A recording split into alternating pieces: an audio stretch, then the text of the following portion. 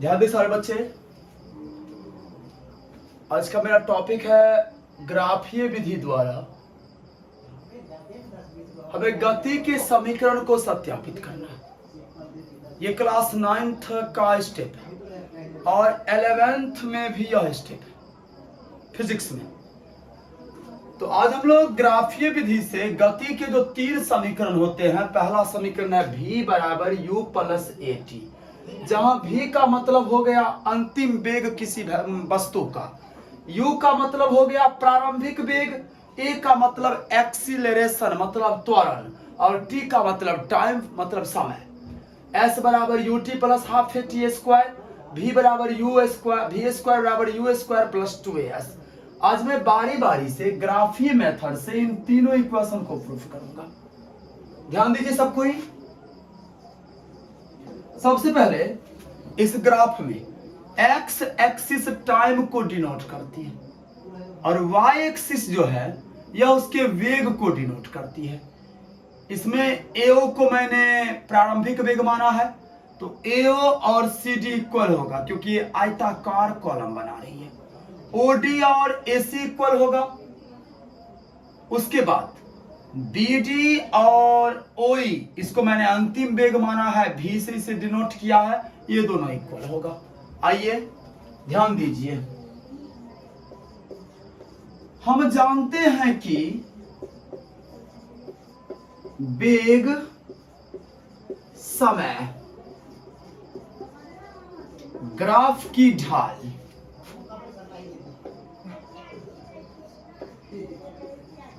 त्वरण को प्रदर्शित करती है।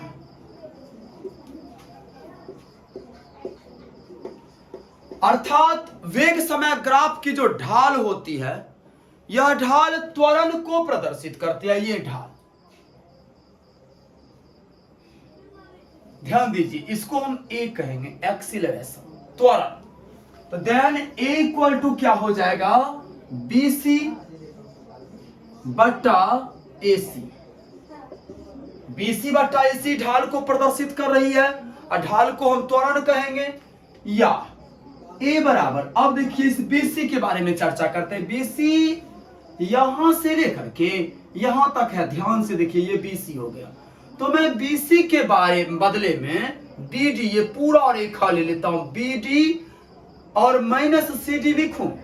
ध्यान दीजिए, यहां हमें ये BC लिखना, तो BC के बदला में BD पूरा रेखा, BD में से अगर हम CD माइनस कर देते हैं तो BC बच रहा है।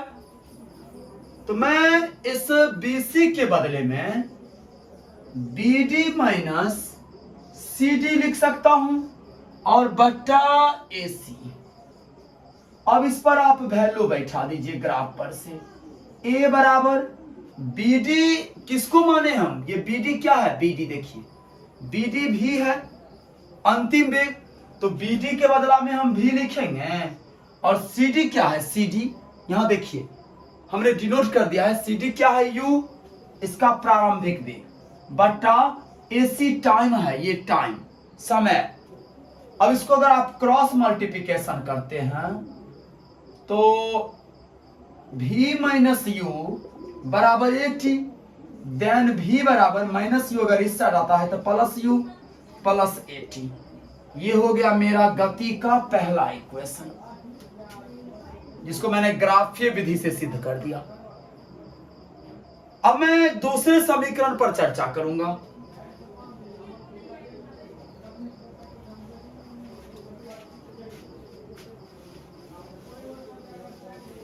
ध्यान दीजिए, अब मैं दूसरे इक्वेशन पर काम करूंगा। ये सेकेंड, S बराबर U T plus half A T square, कैसे सिद्ध करेंगे, तो ध्यान दीजिए, वेग समय ग्राफ में घिरा हुआ क्षेत्र तय की गई दूरी का मान देती है। अर्थात वेग समय ग्राफ में ये जो डॉट डॉट डॉट से हमने घेरे हैं ना क्षेत्र को, ये पूरा घिरा हुआ क्षेत्र दूरी को प्रदर्शित करेगी। पूरा क्षेत्र माने इसका क्षेत्रफल, बात समझे? तो दूरी को हम एस से डिनोट करते हैं।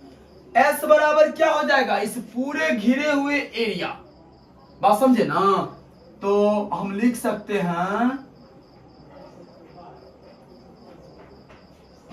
ओ ए बी डी का क्षेत्रफल, क्योंकि घिरा हुआ जो क्षेत्र है ओ ए बी डी क्षेत्र घिरा हुआ है, और हम जानते हैं वेग समय ग्राफ में घिरा हुआ क्षेत्र तय की गई दूरी का मान देती है। अब चलिए S बराबर इस ओ ए बी डी पर अगर हम चर्चा करते हैं, तो ये ओ ए बी डी दो आकृति मिलके बना है। ये नीचे का जो इसका भाग है, ये नीचे का भाग, ये वो आयताकार कॉलम बनाया है। तो हम लिख सकते हैं आयत ओ ए सी डी का क्षेत्रफल प्लस ये ऊपर का जो इसका हिस्सा है, ये त्रिभुज ACB बनाया है। कोई डाउट किसी को? इस पूरे OABD को हम दो भाग में बांट सकते हैं। ये नीचे का एरिया आयत कहलाएगा, ऊपर का एरिया त्रिभुज कहलाएगा। आयत का क्षेत्रफल बराबर फॉर्मूला होता है लंबाई गुने चौड़ाई। तो मैं यहां लिख सकता हूं AO गुने OD या OD गुने AO। हो गया मेरा आयत का क्षेत्रफल। चौड़ाई गुने लंबाई कहिए या लंबाई गुने चौड़ाई कहिए। अब मैं चलता हूं त्रिभुज पर। त्रिभुज का क्षेत्रफल फॉर्मूला होता है 1/2 गुने आधार गुने ऊंचाई। तो मैं लिख सकता हूं 1/2 गुने आधार, इसका कौन सा हो जाएगा? इसका आधार AC हो जाएगा, ऊंचाई इसका हो जाएगा BC। कोई डाउट यहां तक? अब चलिए मैं आगे बढ़ता हूं, ध्यान से देखते रहिए। S बराबर AO गुने OD प्लस 1/2 गुने, अब माइंड में सेट कीजिए, AC जो है ना, इस AC के बदला में, सॉरी AC के बदला में हम AC ही लिखेंगे। यहां नोट कीजिए, यही पॉइंट समझना है आप लोग को। AC के बदला में हमने AC, ये तो पूरा उतार दिया हमने, AC के बदला में AC लिख दिया। BC के बदला में हम BC/AC गुने AC लिख सकते हैं। यहां नोट कीजिए, यहां हमने BC के बदला में BC/AC गुने AC लिख दिया। अब हम AC को अगर काटते हैं तो BC बच रहा है, अर्थात हम BC के बदला में BC/AC गुने AC लिख सकते हैं। अब चलिए, अब इस सब पर मान डिनोट कीजिए। S बराबर AO हमने किसको माना है? U को। OD मेरा क्या है? T है। ध्यान देते रहिए। 1/2 तो 1/2। ये AC किसको माने हैं? AC कौन सा है? ये T है। इसके बदले में T लिखेंगे। फिर चलिए गुने BC/AC क्या है? मैंने पिछले बोर्ड पर भी लिखा था कि त्वरण को हम BC/AC कहेंगे, अर्थात वेग समय ग्राफ का ढाल त्वरण को प्रदर्शित करता है। तो BC/AC के बदला में हम A लिखेंगे, BC/AC के बदला में, और फिर ये AC है तो इसके बदला में आप T लिखिए। S बराबर UT प्लस हाफ A और T मल्टीप्लाई होके T²। ये मेरा दूसरा इक्वेशन ग्राफीय मेथड से सिद्ध हो गया। ध्यान से देख लीजिए एक बार, बस ये स्टेप आप लोग को याद रखना है कि BC के बदला में हमने BC/AC गुने AC लिखा, क्योंकि हम AC और AC को काट सकते हैं तो बचा BC, अर्थात BC के बदला में हम ये रूप लिख सकते हैं। चलिए अब मैं तीसरा फॉर्मूला, ध्यान दीजिए।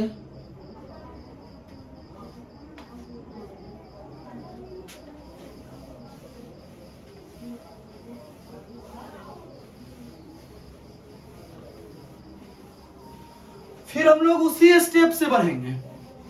वेग समय ग्राफ में घिरे हुए क्षेत्र तय की गई दूरी का मान देती है। अब देखिए तो S बराबर, अब ये जो घिरा हुआ क्षेत्र है ना, अगर मैं इसको दो पार्ट में नहीं बांटू तो ये एक समलंब चतुर्भुज बना रहा है। कैसा चतुर्भुज? समलंब चतुर्भुज। तो मैं लिख सकता हूं S बराबर समलंब चतुर्भुज OABD का क्षेत्रफल। ध्यान दीजिए, समलंब चतुर्भुज का क्षेत्रफल बराबर क्या सूत्र होता है? 1/2 गुने समांतर भुजा का योग अगुने बीच की दूरी। बात समझे ना? तो समलंब चतुर्भुज का क्षेत्रफल बराबर सूत्र होता है, नोट कर लीजिए सब कोई, 1/2 इंटू समांतर भुजा का योग। तो इस आकृति में AO और BD, नोट कीजिए, AO और BD समांतर भुजा हो गया। हमने लिखा 1/2 गुने समांतर भुजा का योग गुने बीच की दूरी, आप OD लिख सकते हो। ध्यान दीजिए, गौर से देखिए, S बराबर 1/2, AO के बदला में आप क्या लिखिएगा? U। BD के बदला में क्या लिखिएगा? V। OD के बदला में T। अब चलिए थोड़ा मैं यहां अलग से कुछ वर्क कर रहा हूं, ये नोट कीजिए। हमने अभी त्वरण के डिफिनेशन से पाया था V बराबर U plus AT, equation number 1। तो हम इसे लिख सकते हैं V माइनस U बराबर AT लिख सकते हैं, प्लस U को मैंने इधर कर दिया, या आप इसे ये भी लिख सकते हो T बराबर V माइनस U बट्टा A। ये A इधर गुना में है तो इधर भाग में चला जाएगा। अब देखिए इसमें जो T है ना, T, ये देखिए T के बदले में मैं ये वैल्यू पुट कर दूंगा। T के बदले में ये वैल्यू कहां से आया समझ गए? गति के पहले समीकरण से हम T का वैल्यू निकालें। यहां मैंने बता दिया हूं कैसे है ये गति का पहला समीकरण, जो मैंने पहले प्रूफ कर दिया है, इससे मैं T का वैल्यू निकाल लिया। तो S बराबर 1/2 इंटू U प्लस V को आप V प्लस U लिख सकते हो, और T के बदले में हमें क्या लिखना है? नोट कीजिए, V माइनस U बट्टा A। मैंने T के बदले में वैल्यू डाल दिया, अब मैं इसे मिटा रहा हूं।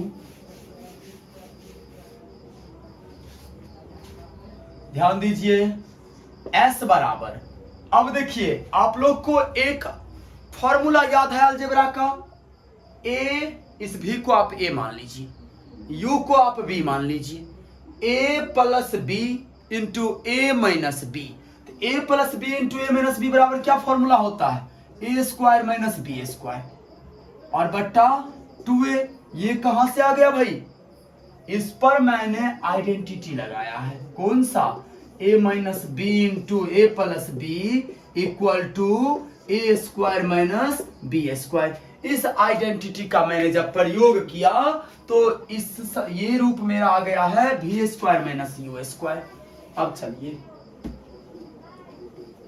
ब्रज गुणन कीजिए, V square minus U square बराबर 2AS, या आप लिख सकते हो V स्क्वायर बराबर U स्क्वायर प्लस 2AS। यही है गति का तीनों समीकरण, जिसको हमने ग्राफीय मेथड से सिद्ध कर दिया। सॉरी, हाँ, इसको आप गणितीय मेथड से भी सिद्ध कर सकते हैं और समाकलन विधि से भी यह सिद्ध किया जाता है। फिलहाल अगले वीडियो में मिलते हैं इसके अलग अलग मेथड से।